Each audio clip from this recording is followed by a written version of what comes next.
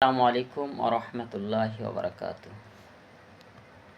আমরা হজরত সুলাইমান আলাইহিস সালামের জন্মের তারিখ এবং মৃত্যুর সম্ভাব্য তারিখ এবং তার জন্মস্থান এবং তার বিস্তারিত কিছু আমরা জানব। তো আমি দেরি না করে আমি আমার সেই বিষয়টি শুরু করছি। তার জন্ম হচ্ছে 989 খ্রিস্টাব্দ আনুমানিক এবং মৃত্যু হচ্ছে 931 খ্রিস্টাব্দ। জীবনকাল মাত্র 58 বছর।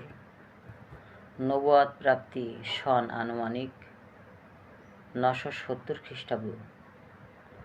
নবুয়াত প্রাপ্তির স্থান ফিলিস্তিন। তিনি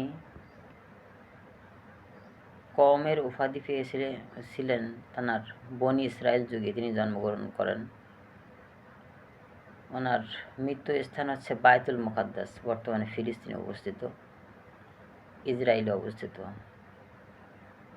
মুজেজা, পাখির